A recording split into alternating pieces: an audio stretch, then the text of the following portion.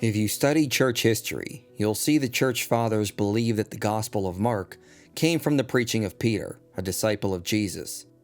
But many scholars today argue that the Gospel of Mark did not come from any eyewitnesses. It was written down long after most had passed away, so it is not a reliable account that came from any disciple of Jesus. However, despite the prominence of this position in modern scholarship, there is a ton of evidence that confirms the reliability of Mark, and more importantly, that it is an account that goes back to Jesus' disciple Peter. Mark is in fact based on eyewitness accounts.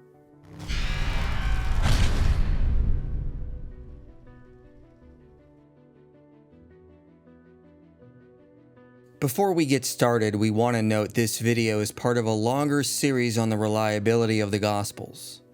First, we demonstrated that the Gospels are ancient Greco-Roman biographies, which means they fit a genre that aim to preserve historical facts about a person. The Gospel authors were also quite conservative compared to other writers in how they followed their own sources. They didn't create drastic literary changes.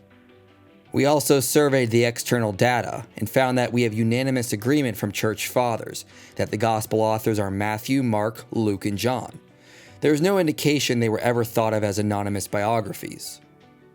Then we demonstrated it would not have been difficult for the disciples to have reliable memories of Jesus' words and deeds for several decades after the resurrection. The culture of the time also fostered the development of strong memory, and within the Gospels, we see evidence of a reliable oral tradition that has a rhythmic nature, easy to retain for a long period of time. We also demonstrated evidence within Paul's letters there is a gospel tradition that was already in existence and coheres to the same teachings we find in our 4 canonical Gospels. The evidence also indicates the synoptic Gospels date to the late 50s and early 60s. And finally, the evidence shows Jesus often taught in Greek, which means many of his original Greek sayings are preserved in the Gospels. With this as our foundation, we have good evidence the Gospels are reliable accounts that go back to the historical Jesus. But as we noted, the unanimous attestation from the early church is that the Gospel of Mark was written by Mark, an interpreter and follower of Peter. The Gospel is never attributed to anyone else. All agree the author is Mark, who was writing down the teachings of Peter. Even Justin Martyr, who had no need to name the Gospel authors, appears to agree the Gospel of Mark goes back to Peter. He said it is recorded in the memoirs of Peter that Jesus changed the names of the sons of Zebedee to the sons of thunder. This event is only recorded in Mark. Justin also said the Gospels were the memoirs of the apostles, and as Craig Evans says, the important point here is that memoirs are not anonymous, they are linked to known personalities. Beyond this, Irenaeus said Mark, the disciple and recorder of Peter, has also handed on to us in writing what had been proclaimed by Peter. Tertullian tells us Mark was the interpreter of Peter. The anti-Marcionite prologue records that Mark's gospel came from Mark, the interpreter of Peter. Clement of Alexandria said Mark was a follower of Peter, who wrote down what he preached. Origen said the second gospel was that according to Mark, who wrote it according to Peter's instructions. Papias recorded that Mark was a follower and interpreter of Peter, who wrote down what Peter preached, and that Peter often accommodated his teachings to whom he was preaching to. This suggests that Mark heard Peter preach often and in different ways. Additionally, the first epistle of Peter says someone named Mark was present with him. So the evidence puts Mark and Peter together. The external evidence all points to Peter being the eyewitness source behind the Gospel of Mark. And we can also point out that Matthew and Luke use Mark as a source, but they made very little changes to Mark's narrative when compared to the types of changes other ancient biographers made to their own sources. The evidence reveals Matthew and Luke had a greater reverence for Mark than what even Josephus had for the Hebrew Scriptures. This would support the notion the Gospel was considered authoritative, given how little was changed by the standards of the ancient time, and this would support the notion it came from Peter. Despite this, skeptics still deny that the Gospel goes back to Peter and Mark. But when we look at internal evidence, it actually confirms the tradition that the Gospel does go back to Peter, an eyewitness of Jesus. Within the Gospel of Mark, we find an interesting phenomenon. The Greek is sometimes worded strangely. This language is cleaned up by both Luke and Matthew. Some have argued this indicates Mark was a clumsy author, but this is unlikely because Maurice Casey has pointed out when we recreate Aramaic versions, the language of Mark makes more sense. What we find is Mark was translating many literal Aramaic sayings of Jesus into Greek, which explains why his Greek is worded as it is. Casey says, passages such as Mark 1:39-43 and 11:15-17 show a large amount of parataxis and verbs placed near the beginnings of sentences. While both these phenomena occur in crude and are Semitized in Greek, in true stories about events in Aramaic-speaking communities, they are more likely to be due to the translation of Aramaic sources. What this indicates is there are Aramaic originals to some of the sayings in Mark's Gospel. Mark was not writing Greek fiction, but working with Aramaic speakers or sources to pass on what Jesus said and did. As Casey said, all this would be to no avail if Mark's Gospel were really Greek fiction, or if all of it had been so heavily edited that Aramaic sources were irrecoverable. We have found substantial and decisive evidence that parts of Mark's Gospel are literal translations of written Aramaic sources. The fact that Mark used Aramaic sources makes no sense on the hypothesis he was creating a fictional account in Greek. But it is expected if the church tradition about the origin of Mark is correct, that he was relying on Peter, who spoke Aramaic and would have heard Jesus teach in Aramaic. Casey also points out that some of the passages that have Aramaic originals reflect the concerns of Jews about the details of the law. This indicates Mark preserved early traditions that go back to a rabbi in Judea and Galilee who was dealing with Pharisaic disputes, and not traditions that reflect the later concerns of Gentile Christians. Thus, due to the Jewish nature of these passages, and that they are Aramaic translations, Casey argues Mark's source was very early, dating to before 40 AD, and came from a Jew from Israel. In fact, Casey even suggests Mark's source had to come from an eyewitness, and specifically, one of the 12 disciples, since Mark's Aramaic source records things that only the 12 were present for. And given the church tradition about Mark, the most likely candidate is Peter himself. Casey suggests Mark was getting his information from a written source composed by a member of the 12, but a more likely explanation is presented by Craig Evans. He points out in the ancient world, authors relied heavily on notes that they took before composing a final orderly account. Both Galen and Lucian spoke of the need to take notes when interviewing eyewitnesses. Given the cultural context, Mark likely would have written notes before writing his gospel. And if Mark was the interpreter of Peter, who often heard Peter preaching about Jesus, it is likely he took Aramaic notes that he later used to compose his Greek gospel. Given the evidence Casey lays out, a likely explanation is Mark was drawing from his own notes that he wrote while hearing Peter preach. Either way, the evidence still points to the fact that Mark was getting his information from an eyewitness of Jesus. James Crossley strengthens this by pointing out Mark preserves accurate Jewish customs. In Mark 6:56, we are told Jesus had a fringe of his garment, which is consistent with the biblical command for men to wear tassels on their clothing. He also upheld the biblical law of appearing before a priest and going out to dwell in the wilderness when people began to find out he touched a leper. Mark 2:23-28, which Casey identifies as originally in Aramaic, presents a dispute between Jesus and the Pharisees on plucking heads of grain on the Sabbath. Casey notes the dispute recorded in Mark 2:23-24 is very intra-Jewish. We see rabbis in Jewish texts dispute over what was lawful to do to obtain food on the Sabbath. In this story, Jesus does not contradict the Torah, but rebukes the Pharisees' strict interpretation of it. The issue of what was lawful on the Sabbath would not have been a controversy for the church when it was predominantly populated with Gentiles. It would have been an issue for the early Jewish followers of Jesus. Casey says, Mark 2:23-28 is very Jewish and unlike anything known from the early church. Thus, it is possible that this is a passage that accurately reports an event from the ministry of the historical Jesus. Mark 7 refers to the Pharisees' washing rituals, which included the washing of cups, pots, copper vessels, and dining couches.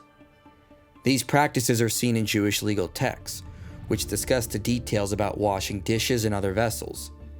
This suggests Mark had access to intricate knowledge of Jewish legal thought. Moreover, the chapter focuses on an issue regarding clean and unclean foods in Jewish law. Crossley notes this reflects the worries of early Jewish Christians and accurately portrays the Jewish custom around purity laws. It should therefore be accepted that the Mark in Jesus stands in the Jewish tradition of those dedicated to God and the Torah in his stance on the family. Peter J. Williams notes Mark records a whole group of tax collectors was in Capernaum. This would be expected if one knew the area, as Capernaum was situated at a strategic point on the northern end of the Sea of Galilee, and an important location for collecting taxes on what crossed the border of Herod Antipas's territory. This is a minor detail, but a detail one would expect to find if Mark was working with eyewitnesses. Mark also records crowds were saying Hosanna in the highest. In the Psalms, Hosanna means save, but in later times the meaning of the word shifted to express celebration. Williams says, this shift of meaning of Hosanna shows up in later Jewish sources. Thus, the writers show knowledge not only of this word's use by Jews at a particular time, but also of its development over time. Additionally, the word has a different form from that of the original Hebrew. The omission of the I sound represents a linguistic change over time, reflecting the Hebrew at the time of the New Testament, not when the psalm was written. The Gospel writers have the word exactly as it was pronounced in the first century, even though this is not the sort of knowledge any author could obtain simply by consulting books. Greg Boyd also notes that Mark accurately describes the political landscape of the religious community in the region. In Mark, the scribes are a distinct group from the Pharisees and the Sadducees, and they come up to Galilee from Jerusalem, which is accurate in terms of group distinctions and where the scribes were headquartered, as the scribes were seen as a separate class in the religious divisions. The title the scribe of the Pharisees is portrayed as someone who was an intellectual leader of the Pharisees, and Mark also suggests the Sadducees are absent in Galilee, which corresponds to what we know about the time and region. Mark also differentiates between elders, chief priests, and teachers of the law. But these distinctions ceased to exist after 70 AD. As Martin Hengel notes, after 70, this whole pluralistic political and religious landscape, which Mark depicts quite accurately in broad outline, was destroyed. Boyd notes that because Mark gets all these distinctions and details right, this suggests an AD pre-70 dating is more reasonable than an AD post-70 dating, and it shows Mark has accurate knowledge of the religious landscape of the region. So not only does Mark contain Aramaic translations of episodes that likely came from a member of the 12, he had intimate knowledge of Jewish customs, which supports the tradition that Mark was hearing from Peter, a Jewish eyewitness of Jesus, who would have been familiar with these customs. Another interesting aspect of Mark is highlighted by Gerd Thiessen. In the Gospels we see many names, but when we get to the Passion narrative in the Synoptics, many of the individuals surrounding Jesus' arrest and trial are left unnamed. Thiessen notes this is odd and can make the narrative a bit confusing. For example, we do not know if the man who cut off the ear and the one who fled naked were disciples of Jesus or not. Thiessen's point is that it seems to me that the narrative motive for this anonymity is not hard to guess, for both of them had run afoul of the police. Both these people were in danger in the aftermath, as long as the high priest's slave was alive, and as long as the scar from the sword cut was visible. It would have been inopportune to mention names. It would not have been wise to identify them as members of the early Christian community. Their anonymity is for their protection, and the obscurity of their positive relationship with Jesus is a strategy of caution. Both the teller and the hearers know more about these two people. What is interesting is by the time John was written, we are told it was Peter who cut off the soldier's ear. Richard Bauckham notes other figures are also left anonymous who helped with Jesus' triumphant entry and could have been considered co-conspirators in attempting to make Jesus king. Bauckham notes the story of Lazarus may have been left out of the Synoptics for his protection as well. And again, if these people come into the story of John's Gospel, they are named with ease. Thiessen suggests this means the Passion narrative that wound up in the Synoptic Gospels was formulated early on, when the church still needed to protect those close to Jesus' mission. There is no literary reason for many of these people to be left unnamed, given how central they are to the story, and we find that John, who wrote much later, had no issue telling us their names.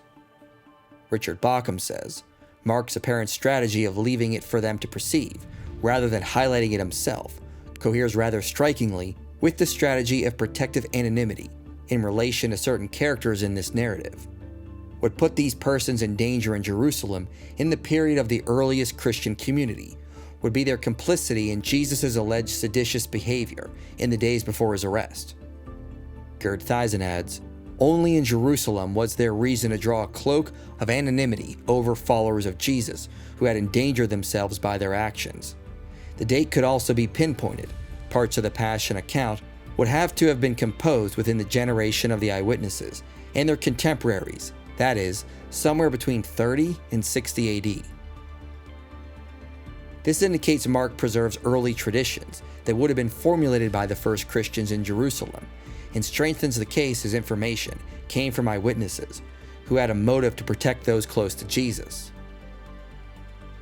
Another indication Mark received his information from eyewitnesses is the appearance of onomastic congruence in his gospel.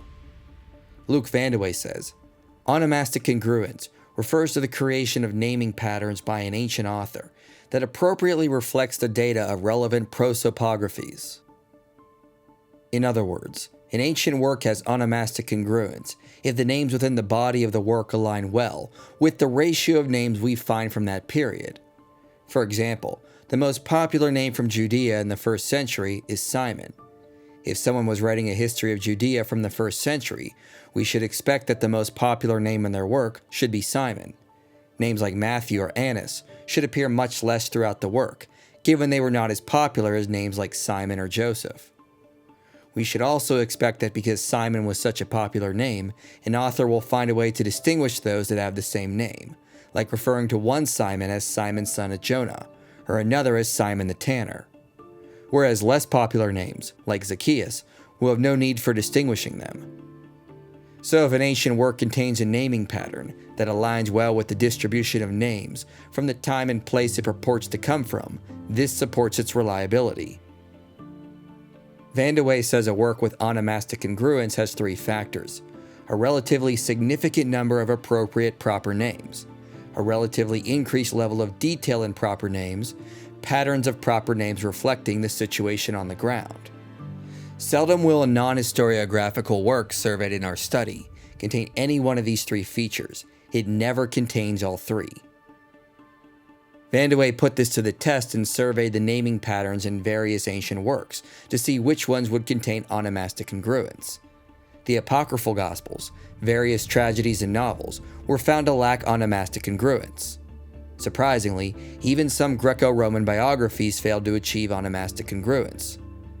Thus, Van de Weghe noted lacking onomastic congruence doesn't mean a work is not historical or reliable, but if a work does achieve it, it strengthens its overall reliability.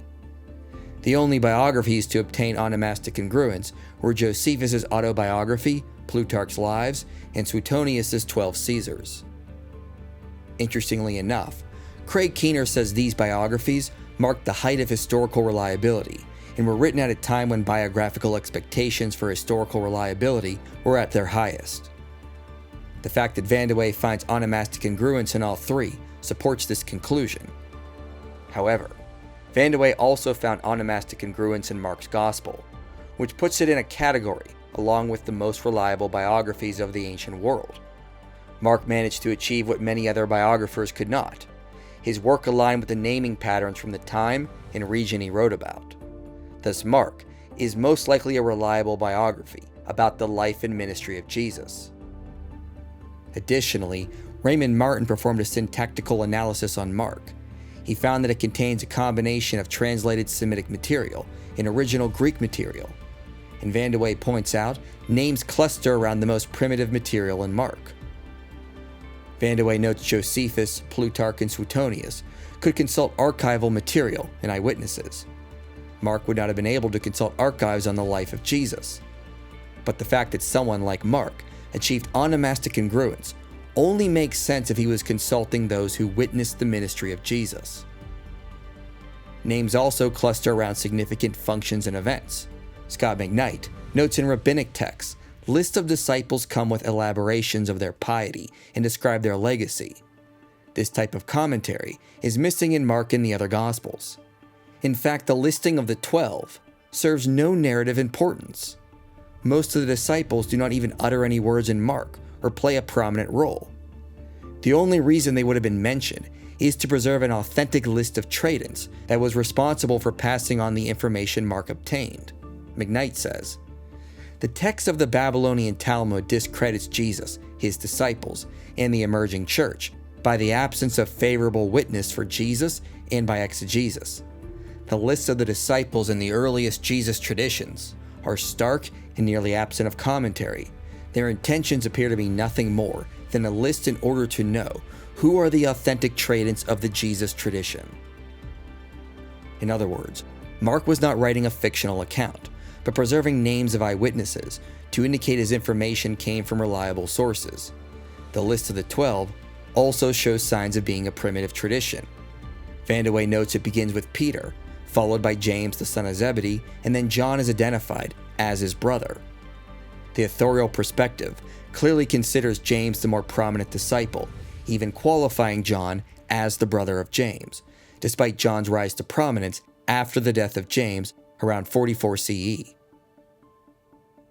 It is unlikely this list would have been worded this way if it was a late tradition that came after the death of James. John would not have been identified as merely the brother of James. We see that Matthew and Luke both dropped this designator, with Matthew only noting he was his brother. The list also contains Aramaisms, appropriate qualifiers, and mnemonic features. When the disciples were not present, Mark includes other names to likely indicate use of eyewitness testimony. He names specific women who were at the cross and the tomb to serve as a list of witnesses to the death of Jesus and the discovery of the empty tomb.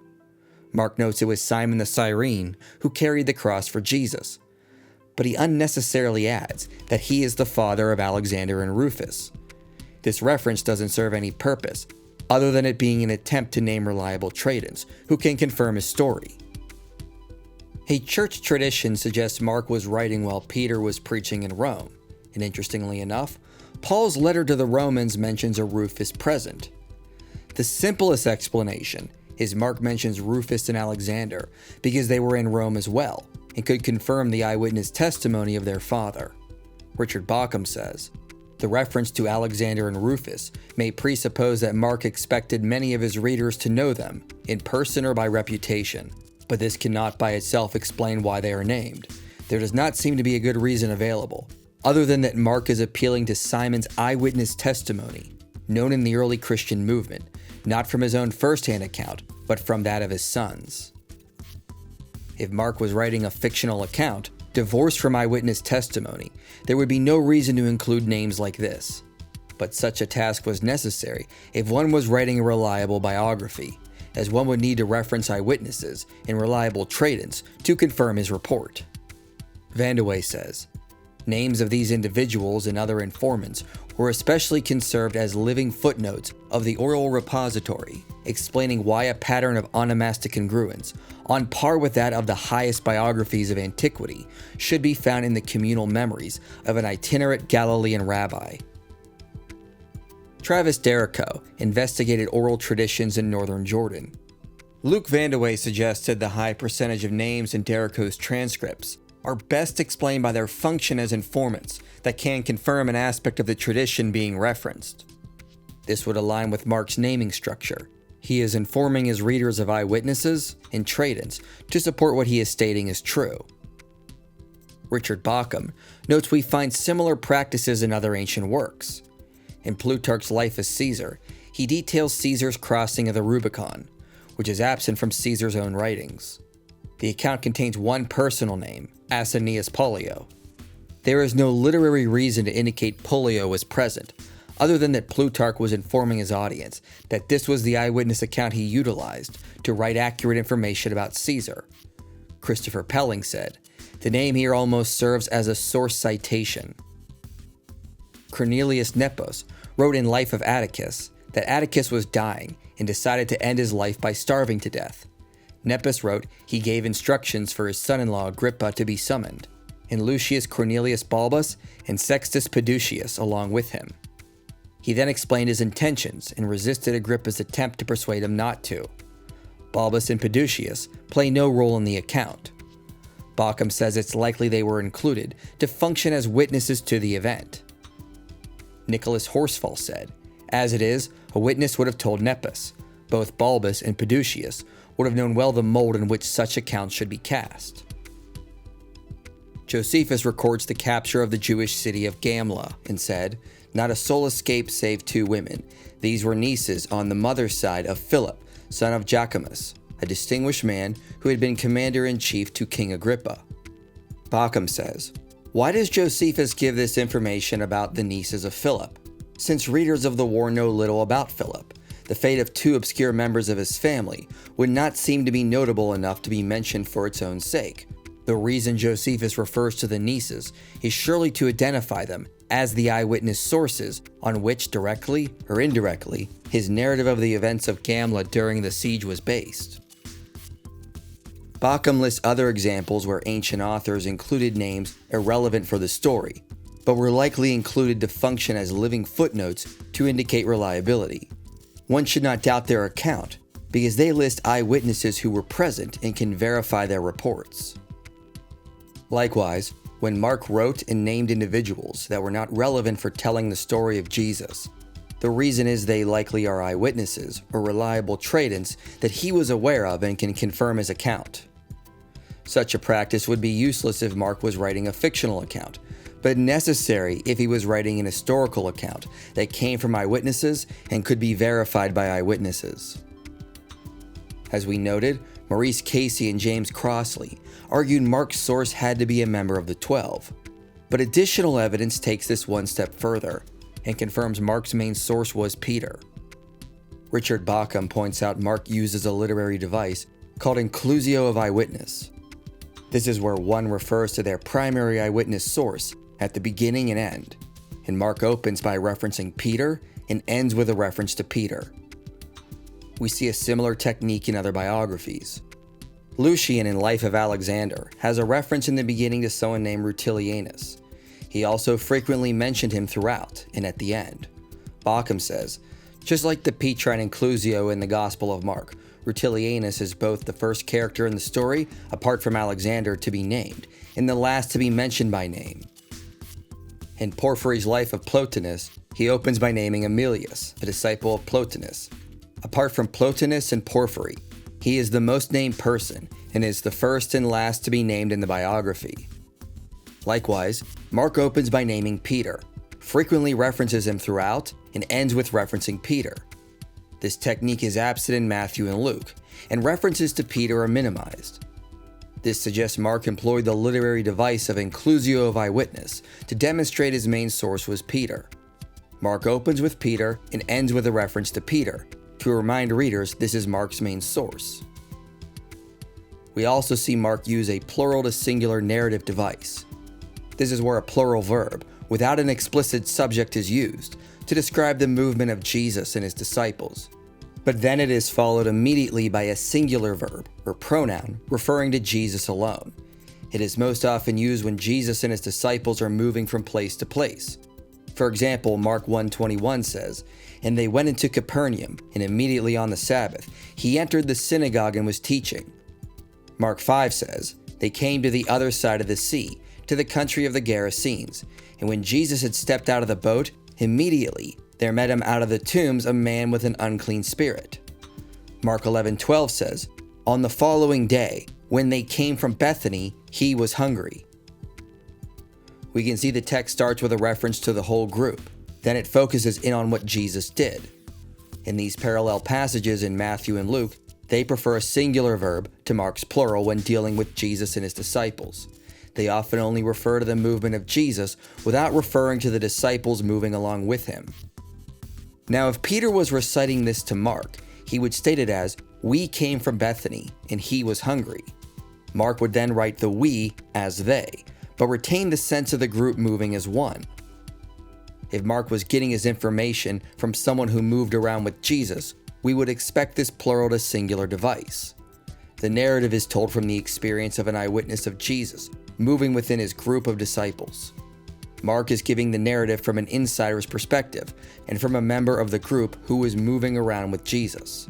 As Weghe says, the plural to singular narrative device in Mark meets the test for internal focalization, that it is possible to rewrite the passage, substituting first-person forms for the third-person references to the focalizing characters.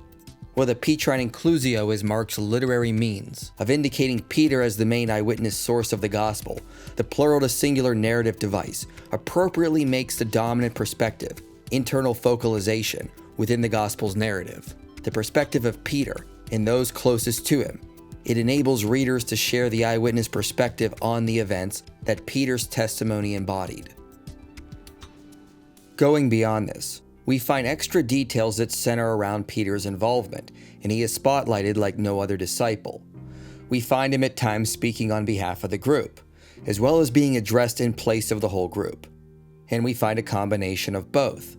When Peter is on the scene, his perspective is given more detail in comparison to the other disciples. In Mark 9, Peter's motives are disclosed to the reader, something Mark could only have known if he had heard this from Peter. In Mark 14, Peter is physically removed from the other disciples, and his story is told apart from the others. Peter understanding or having a misunderstanding often sets the tone of the narrative. In Mark 8, Peter makes one of the greatest proclamations of the person of Christ, only to be called Satan by Jesus a few statements later, due to his ignorance. In Mark 14, Peter makes the bold proclamation of loyalty above all the other disciples. By verses 66 to 72, he is denying Christ altogether. At the end, Peter is oddly singled out. The women are instructed to tell the disciples and Peter. Since Peter was a disciple, there is no literary reason to single him out. But it would be expected if Peter is Mark's main source. We find a similar practice in other ancient works that identified eyewitness sources. Mark wants his readers to know Peter was specifically mentioned by the angels to remind them this is where Mark is getting most of his information, and it completes the inclusio of eyewitness device. In fact, after Jesus, Peter is the most frequently named person in Mark. As Weghe says, Mark's gospel not only, by its use of the inclusio of eyewitness testimony, claims Peter as its main eyewitness source, it also tells the story predominantly, though by no means exclusively, from Peter's perspective. Peter is uniquely spotlighted throughout this gospel, indicating much of it came from his perspective. Interestingly enough, when Peter is dropped out of the narrative by chapter 15, we see Mark list other eyewitnesses and reliable trade-ins to confirm his story. This is where he mentions Simon the Cyrene, the father of Alexander and Rufus, indicating a source for his information. He also mentions 3 women by name who were witnesses, along with Joseph of Arimathea. There are 7 occurrences of verbs for seeing with the women as the subjects, which points to the idea they were eyewitnesses that Mark relied on for this part of the story. In fact, numerous commentators have said that Mark regarded the women as eyewitness sources. John Donahue and Daniel Harrington said, "The use of the imperfect 'were observing' suggests that these women took in everything from start to finish. Having witnessed Jesus' death, they also witnessed his burial, and so on Easter morning, they did not go to the wrong tomb. Their chief function is to serve as witnesses to the events and the places in which these events occurred." So Mark indicates throughout his gospel Peter was his main source. When Peter was not present for the crucifixion or the discovery of the empty tomb, Mark points to women and others as his sources for information. So as we can see, the internal evidence overwhelmingly confirms the tradition that the Gospel of Mark was authored by Mark, the interpreter of Peter. We can see that Mark translated underlying Aramaic sayings that most likely came from a member of the 12. He had knowledge of Jewish customs from Judea, and early traditions that reflect the needs and worries of the first Christians in Jerusalem. Mark managed to achieve a naming pattern of onomastic congruence, something only the most sophisticated and well-documented biographers of the time could achieve. And he indicates his main source was Peter through literary devices, like plural to singular pronouns, inclusio of eyewitness, and constantly telling the story from Peter's perspective. When Peter is not present, Mark refers to other individuals, like other ancient authors did, to indicate his information still came from eyewitnesses. And of course, when we look at the external evidence, it confirms the same thing that the internal evidence points to. Mark, who was a follower of Peter, composed a gospel based on what Peter taught. This is on top of all the evidence, which overwhelmingly confirms the reliability of the Gospels. We are not dealing with late legends, but reliable and authoritative accounts that go back to eyewitnesses. Therefore, the external and internal evidence confirms the church tradition of Markan authorship. Mark preserves eyewitness accounts about the life and teachings of Jesus.